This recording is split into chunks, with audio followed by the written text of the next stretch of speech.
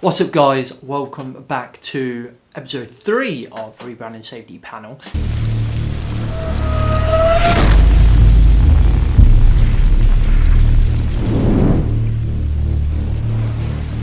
This week we're talking all about kind of mental health, essentially, in these unprecedented times, which I'm sure you've absolutely fed up of hearing that saying. But same applies to the last two panels. I'm going to read out the COVID guidance. So basically, remember, in this episode, we're just talking about our opinions, etc. Not that we're really giving you any kind of practical advice in this one, but we're talking all about mental health. But just to reiterate, you shouldn't be leaving the house unless shopping for basic necessities and medical stuff. You can only go out for medical needs, one form of exercise a day, and travelling to and from work where you can't work from home. And it's important that you're still social distancing when you are going out. So, mental health. I'm quite upfront with how I feel on the podcast. I think it's important that you guys know me. I think it's important that I'm authentic with you, and also, it means a lot to me that you guys choose to spend time listening to me. So, thank you to all the guys, girls, old, young, etc. out there choosing to spend your dog walks and commutes to work, etc. listening to Rebranding Safety. It means a lot to me. So, on that kind of tone, I could try to repay that by being 100% honest. Just FYI, yes, it is an absolute shithole behind here because I got a desk delivered the other day for the new studio and it was broke. So they're sending me another one, but they're not collecting the old one. So, hashtag how big is their profit margin if they could do that? Anyway, so we're doing all about mental health. I'm quite honest, in how I feel. So, I haven't lied that over the last couple of months probably I've kind of struggled. I've said that, that's why the podcast kind of took a big break. I'd say I'm getting better, but it's peaks and troughs, and that's exactly what I talk about in this. So I kind of start this off by being 100% honest. David gives his opinions, and then everyone kind of starts talking about how we feel and what we're doing to try and stay on top of it. So hopefully you can get some value out of this, and I really just want you to get into the conversation. So I'm going to stop waffling on. You know the COVID guidance by now. If you're not staying at home, please don't be a prick and start staying at home. Talk to you after the podcast. Mr. McLean, can you hear me? Yes, apologies. That's all right. Have you got any closing statements? We're just about to end the call. No. All right. So we're going to talk about mental health in this, and we kind of had a brief chat on our little WhatsApp group, didn't we, gentlemen, about probably keeping this one as not, I'm not going to say scripted because none of my podcasts are scripted, but less structured and just kind of have a good, honest chat. Now, I would feel rude if I was to ask you other gentlemen to start being wholly honest about how you feel if I didn't, start. So I feel obliged to be the first one to go here, even though, they say good leaders talk last, don't they? But I feel obliged to be first. So I'll be upfront and honest. I'll set the tone as well. So I'm in peaks and troughs at the moment. So we said like the other day that I had a bit of a low day, and then the next day I was all right. I went for a bike ride, and then the next day I was okay. I went for a run, and I hate running. So I was kind of like peaks and troughs. So that's how I'm feeling. And then I had another shit day yesterday, and I was just like, oh God, I feel rubbish. Then last night felt my baby kicking for the first time through my pregnant wife's belly, and now I'm bouncing off the walls. So I suppose that is a good question, David. This stuff can come in kind of peaks and troughs, and if you're in, I would say maybe not the best, not the prime kind of mental health state, it can take little things. So for example, my new desk got delivered. I was very much looking forward to having my new desk, get my teeth stuck into something, achieving something, putting it there, moving the studio into the back room, and I could stop sitting in this bloody crap room that I'm in now. That turned up, it's been bashed to bits, and I've had to get a different one. So, and that kind of like really affected me, but it's like such a stupid thing. could it be that like we're not at our prime, and then we have peaks and troughs, and the littlest thing can kind of knock us back down? Is that a thing, or is that just me being me? It's very much a thing, and there'll be a huge amount of society will be there. So do you want me to give you the full explanation of that, or do you want me to generalize? Because you were late, let's stick with a generalized at the moment. Sorry, what I meant was, do you want me to analyze you live on your podcast, or do you want me to be general? I think I'll keep it general. So peaks and troughs. This happens a lot in people's lives, in normal life, if you like, not what's going on at the moment. And it's all to do with where we talk about a stress bucket, you know, where your glass, where the stress bucket is, how full your stress bucket is. So people are coping well, people are doing okay, things are going all right in their life, but most people are living with a half to three-quarter full bucket in society. And people who are living with a half to three-quarter full bucket in society, what does that mean? You're more likely to be a bit more negative. You're more likely to fly off the handle when you're not necessarily. You're more likely to feel a little bit low when things shouldn't really be low. Their bucket might be a little bit more full, or stress bucket. So in other words, they're more susceptible to these things. So we all want to feel good, obviously. That's what we're all on this planet to do, to feel good, to feel happy, etc.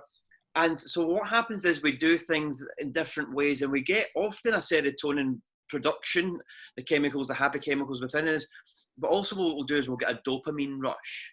And we can get that through different things. One of the reasons why alcohol consumptions went up so far is so that people can drink and they don't have to live through this, but also because it gives you an immediate high. It suppresses you, and it's depressing, but it gives you a rush, and there's chemicals released, and one of them is dopamine.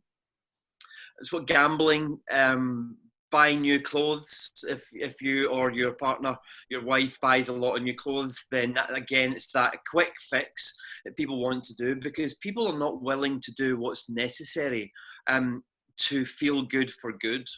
And that's what we can all do. So we need to look at what are the things. We kind of sort of think that life is happening to us. Today I feel good. Yesterday I didn't. And things are happening, and it's determining whether we feel good or happy or not. And that's really nonsense, to be honest. We decide whether we feel good or not outside. And I know it's a more challenging when coronavirus is on, or there's been an accident or a bereavement. You know, I'm a human being, I get that. Obviously, it's going to be more challenging. But in the everyday situation, when people are peaks and troughs and going up and down, what they need to do is realise that you need to do the things which are going to make you play the long game. And by long game, I mean 2 weeks. And I don't mean that you have to keep feeling rubbish until you feel better in 2 weeks' time. I mean, recognise that there is a change that's required over a 2-week period, or 16 days, 16-day program, of course. 16 days, if you keep doing these things, then you will have a marked difference. You will focus on what you want, not what you don't want. Your bucket empties. You will make sure you're being more positive rather than negative. Your bucket empties. You'll make sure you exercise. You make sure you interact with people more positively. Your bucket more empties. Now we've got a natural way of emptying a bucket every evening, which is called REM sleep, rapid eye movement, and it takes about 20% out your bucket. But if you're filling it up during the day by 21 or 25%, then over time you're going to have residue in your bucket. So by thinking positive interaction and physical activity, making sure you focus on what you do want, etc., that will mean that you will create the serotonin which will balance you out. It means you make sure you make the changes over a period of time, and not just this kind of almost letting life happen to you, taking control and deciding how you're going to feel today. And that's a process and takes a little bit of time. But by doing those things and recognizing it and understanding it and recognizing that you're on that process, then you'll feel a bit better. And you'll feel a little bit better. And then you'll have a down bit. But understanding that life isn't over when that happens. Recognizing it's a process. And that dopamine hits, cream buns, Jaffa cakes, gambling, online gambling, drug addiction, of course, to some people, prescription or not, alcohol, extreme sports, shopping for expensive clothes, whatever it is. It's all that kind of, I'm not feeling good because I've got a full stress bucket and I want to feel better. And what you need to do is recognize that, yes, feel better in the moment. The Power of Now, the famous book, there only is this moment, by Eckhart Tolle. It's recognizing that feeling good and seeing it more like, you're training for a marathon. You're making changes over a period of time. Do that, and we'll all be as happy as we want to be. All right, quick show of hands then. Who's drinking more alcohol than they would normally? Oh, you make me look bad. Thanks, Christian. Thanks for saving me, Christian. Otherwise, it's just be me on my own with a can of old speckled hen. I'm drinking. I'm drinking more frequently, certainly, because I'm kind of most evenings having a glass, but I'm not drinking in excess, if that makes sense. So I probably am drinking more than I would normally, but sort of more at a, I don't know if that's good or bad, but more at a lower level rather than, I get what you're saying. I don't normally don't drink, like Friday, Saturday and Sunday are my kind of alcohol days. I like a beer. I think everything in moderation. If you like them, have them. So I would say Friday night I would have them, Saturday night I would have some, and then Sunday, depends what my Monday is going to be like.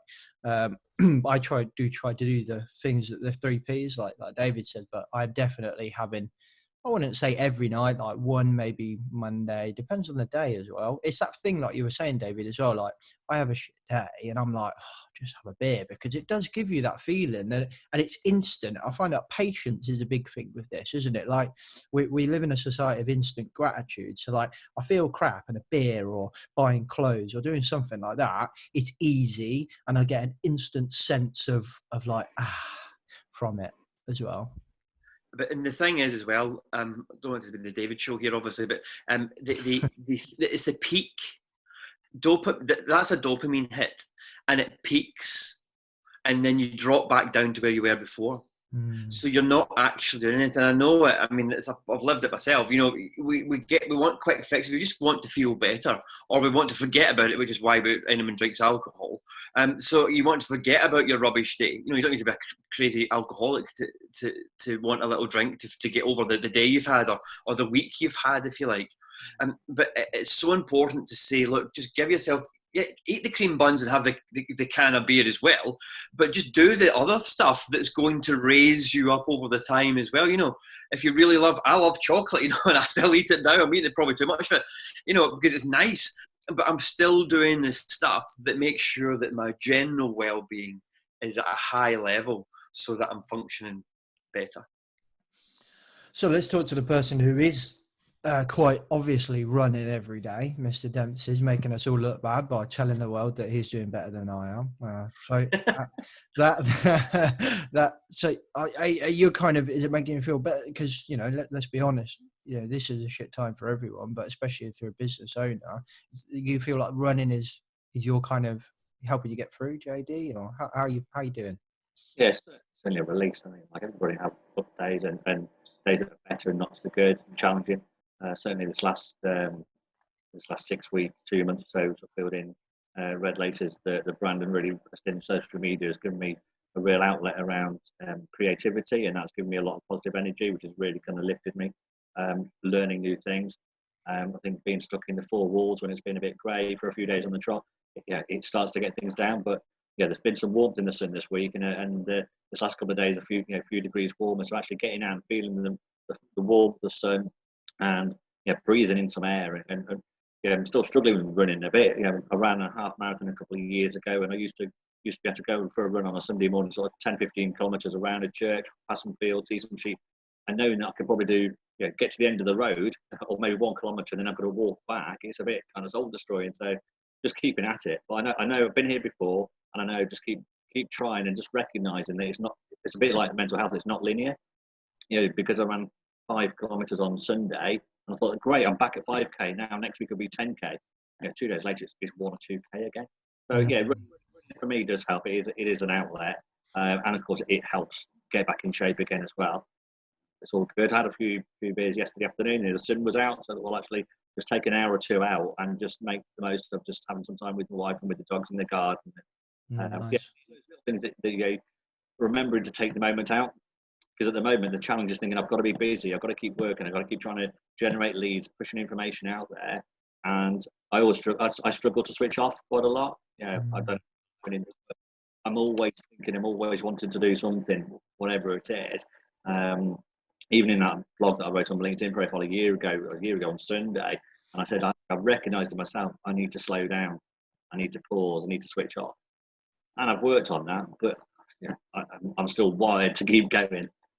I can resonate with a lot of that. I think I probably just before my honeymoon was riding my bike a lot, and I was seeing some big gains. My average speed was going up. I was getting faster. I was riding longer. I was feeling better. I felt great. And then like stuff happens, and I'm just like, do you know what? Screw the bike. And I'm very upfront on this podcast. I haven't been in a great place, and now I'm forcing myself to go out back on my bike. And you do have that kind of self competition with you. Like I get back and I'm really happy that I've been on my bike ride, but then at the same time I'm looking at my Garmin, I'm looking at my Strava and going, my average speed is only 15 miles per hour. It used to be much quicker than that. But you have to take the rough with the smooth, and like you say, just say it's getting better, I'm getting there, and take the wins. Christian, how are we doing? I think you've got like a house full of children compared to me. I mean, how many kids have you got? Not full of children. Two. That's a house full of kids 5. compared to me. Yeah. So I mean, it's pretty full on, and obviously trying to run the business, and my wife's working as well, so we're kind of having to balance all of that. I mean, interestingly, I think that clearly a lot of people are going to be down about everything that's happening at the moment, but I've actually been really positive about everything because I kind of feel as if at the moment there's no news that I can get really that's going to make things any worse. It can only be positive news. So I'm just I'm really focusing on that and trying to do what I can do to make a difference and make the world safer, which is kind of what I exist to do, I suppose, in my job. Planning for the future, and I mean, of course, it's still bits and bobs of ups and downs, because when you've got a business and you quote for a job or something which you think you're going to get and then doesn't happen, it's like, and then you kind of feel a bit down for a while, and then get yourself back up for the next conversation or email or Zoom or whatever it is. But I feel on quite a good path at the moment. How that must be quite challenging in its own right to be two full-time workers then, and you and your wife, both of you, is kind of working through these difficult times. Is the challenge in its own right, but then being full-time parents as well. It's not like you say, for example, it's not like you're furloughed and your wife can crack on, or vice versa. So you're both trying to work and be mum, dad, and school teacher and provider cleaner. at the same time. Cleaner, what a nightmare. Yeah, it's fascinating to see the different experiences that people are having in this situation. So my next door neighbours on one side are a retired couple, so they don't have anything to do. Not that they would anyway, I suppose, but they're stuck in a house, so they're less active. But they've kind of put together lists of books to read and recipes to make and all this other stuff, whereas we're very much head down survival mode, as in get through the days and keep the house clean and hygienic and stuff, and then try and just take off an hour or two at a time in shifts to sort of say, right, let's do some work. So it's definitely difficult, and I can see that people in a different situation who've perhaps not got kids and have been furloughed, they're probably having the time of their lives because it's nice weather and they can just sit and watch Netflix. And and a lot of this stuff on social media is your grandparents and great grandparents had to go to war, and you're just being asked to sit on the sofa. And I'm thinking to myself, God, I'd bloody love to sit on the sofa.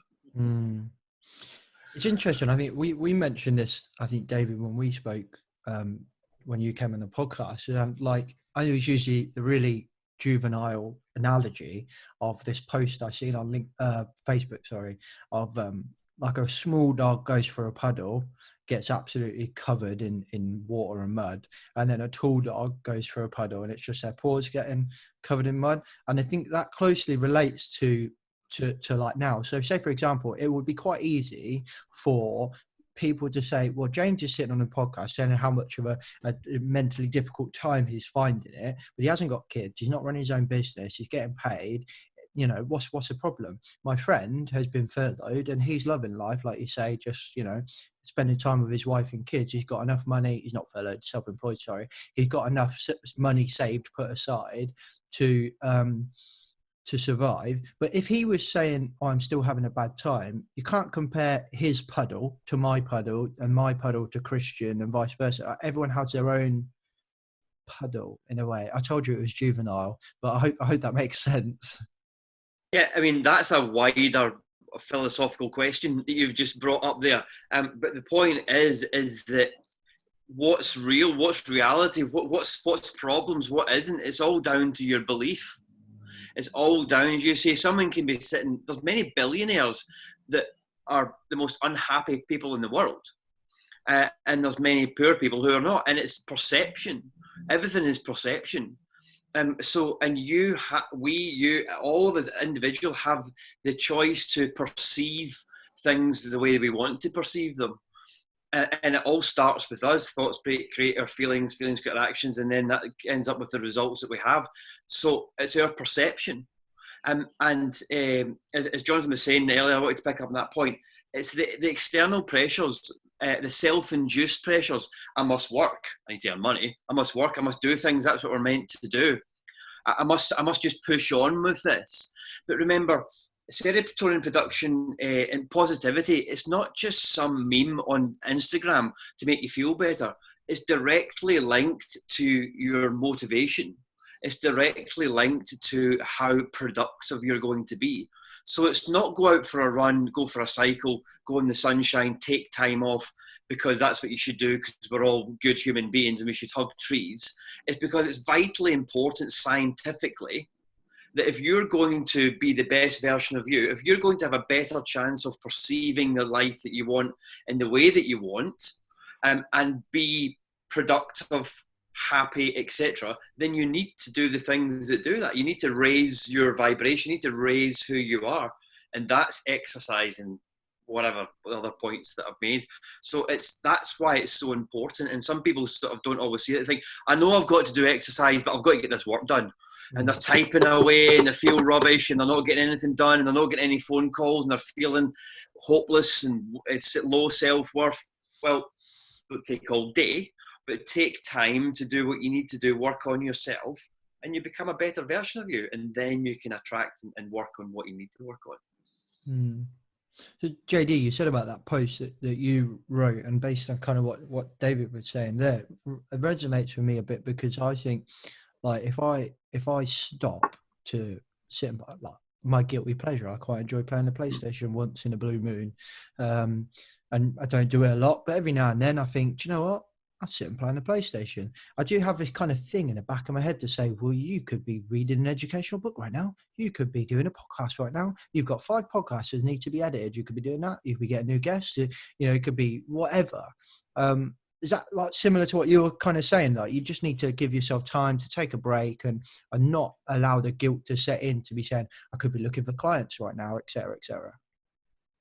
It's probably less that. It's not so much almost giving myself the permission to have the time off or feeling guilty if I did. It's more the fact that it's where I get my energy from, I guess. It's a passion. Because it's a passion, you know, what I do, I'm passionate about. So it's what I want to do. And I just almost sometimes just need to be told that whilst that might be a passion, it's like any strength, any overplayed strength can become a weakness, can't it? So I guess passion, but if you really drive your passion and live your passion, maybe at some time actually that can be your undoing. So on a good day, that's fine. So I guess as David was saying, when you've kind of got full capacity and things are going well, that's good. But I guess when things aren't going quite so good, that's when it becomes an additional pressure that then it starts to make things unstable. It's a bit of both, but it's more because it's passion.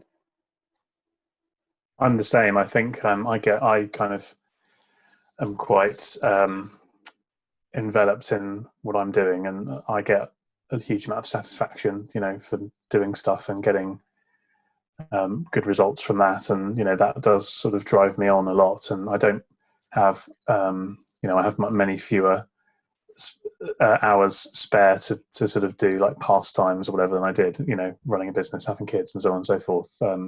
But I do get a lot of positive vibes and determination and stuff from doing a good job with work.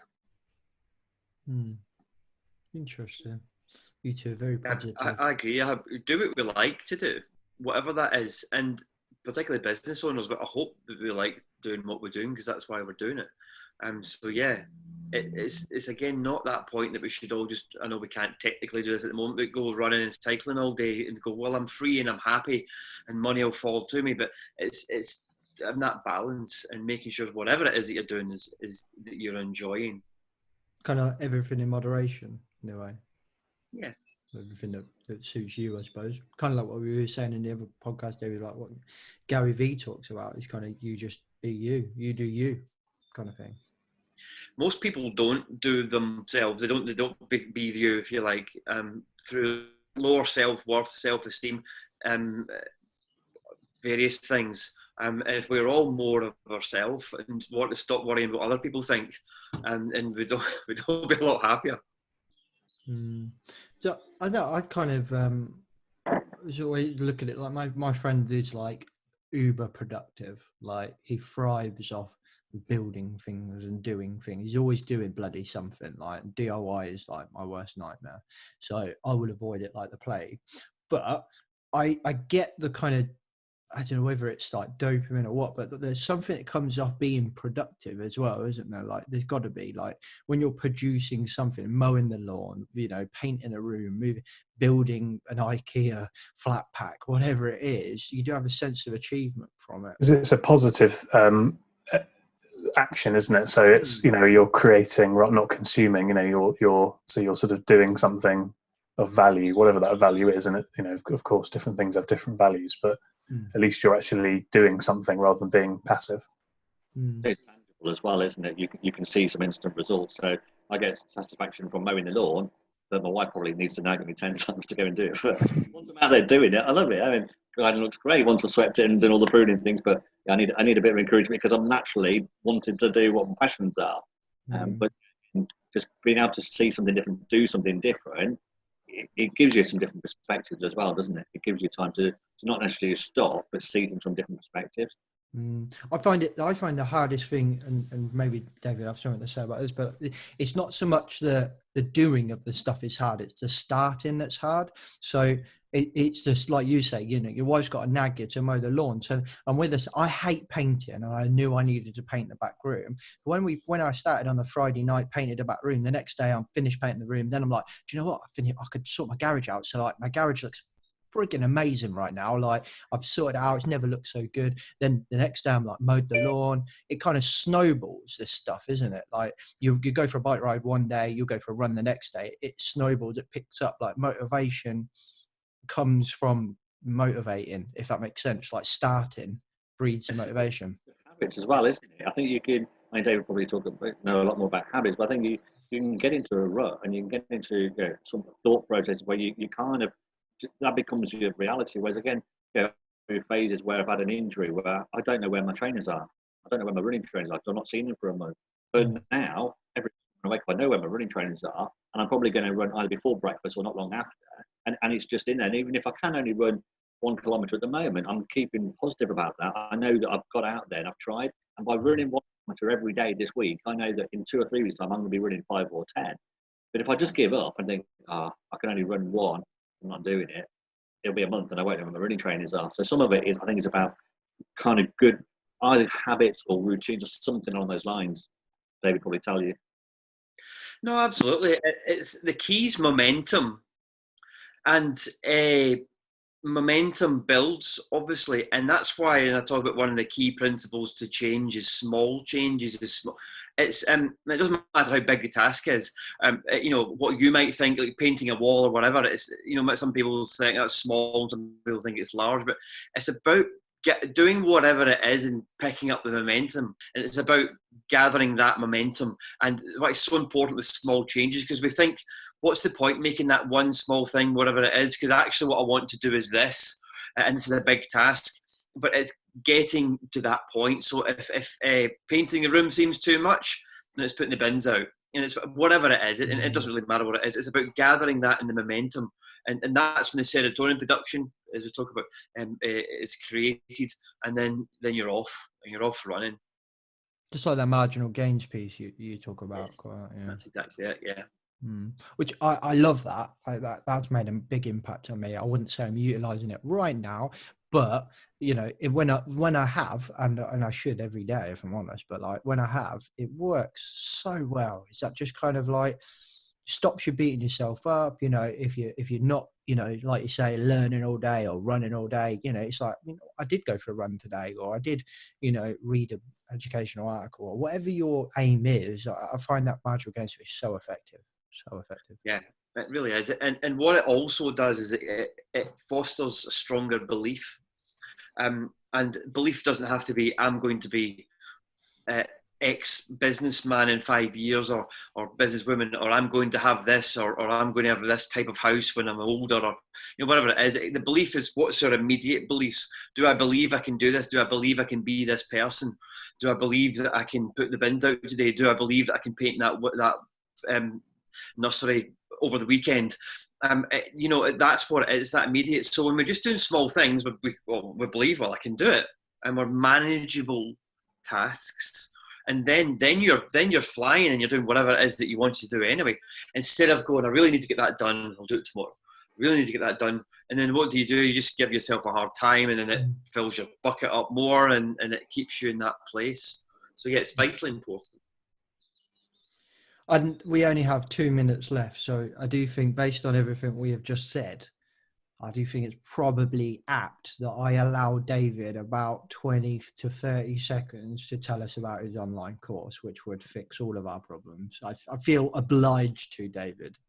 Well, that is very kind of you. But the problem is you were late, so we're not going to give you that. I know. Joking, I had so much momentum. Sorry, I'll be very, very quick. Yes, so feelgood.drmgroup.co.uk, 16-day online program that's all about what I talk about, all about helping yourself become that better version of you. Daily action sheets, daily videos. It's really good. 15 minutes a day, and it's still reduced at £49 for the whole thing at the moment. So it's very, very good value. And feelgood.drmgroup.co.uk. Awesome. And I do feel bad that we're letting David kind of pitch his business and do a plug. So go on, you two can go. Mr. Harris, you want to start? Just tell us what your 15 different businesses do. Sorry, 2 different businesses do.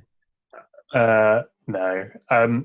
I basically help people to have cleaner and safer buildings. So whether that's deep cleaning, reducing bacteria and viruses, or making floors safer to stop people slipping over. So if there's anything that I can help you with there, give us a shout. That's a good plug. Well done. We're running out of time, Mr. Dempsey.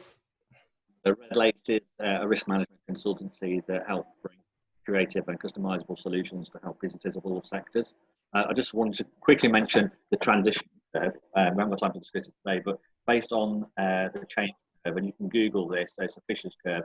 This is really helpful if you're a leader or a manager or a team manager or project manager working with groups. So you recognise how you're feeling, which is everything we've talked today has been an individual approach, but that transition curve there, you can use that with a team, with an organisation. The board can use that, because recognising where you are and where other teams are on that journey. I think the other thing to mention is that it's not just cyclical. You don't just go through it and walk back out again.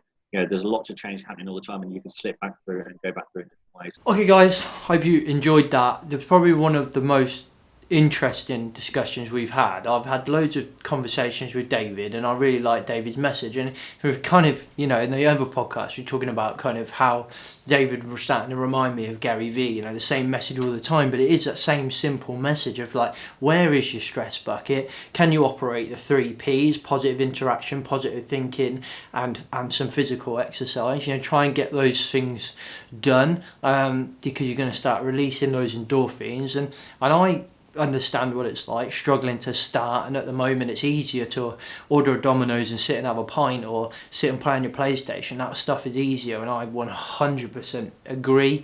I'm in the same kind of battle with that now. So I'm gonna go right now. I'm gonna finish this, edit this, and I'm gonna get I was going to go on a bike ride, but I haven't got time, so I'm going to go for a short run, just maybe do a bit of a speed run. Now, I say that like exercising all the time. I'm really struggling to stay consistent with this stuff because I don't feel right up here. So that is my 100% being honest with you. So why don't you finish listening to this podcast and now go for a run, just like I am, or get on your bike or go for a bike ride, or do some press-ups, or go for a walk, or do something, speed walk or whatever. There's a lady that goes in the park where I walk the dog, and she's there every morning with like some lightweight dumbbells, and she's walking up the big hill. Every little helps, and all that stuff releases those endorphins, gets you into the right state, and like David says, it'll build up momentum. And then if you're really gonna want to kind of feel good for long, then don't forget to go check out David's course as well. Thanks for listening. I'll see you next week for currently the last set of the panel, but we'll wait and see what people think. We'll wait and see what the three gentlemen think as well. We want to carry this on, maybe do it less regularly, maybe now shift over to, I don't know, once a month, something like that. Let me think. Let me tell you what I think. Or you tell me what you think. What do you want? Are you enjoying these? Are they annoying you? What would you like? Would you like us to talk about something more? Do you like the idea of a panel? Do you want to come on the panel? Tell me what you think. Tell me what you want in the comments below, or you can drop me a message on any of the social medias that are coming onto your screen right now. This should do a little noise. Without further ado, I'm going to stop waffling because I am pretty much waffling. Don't forget to follow the government advice, all the government links and the links for these gentlemen's websites and for David's online course are in the description below. I'll catch you next week in the podcast next week, where we're talking all about the other risks. How do we manage the other risks whilst dealing with COVID as well? It's an absolute nightmare. Catch you next week. Safe.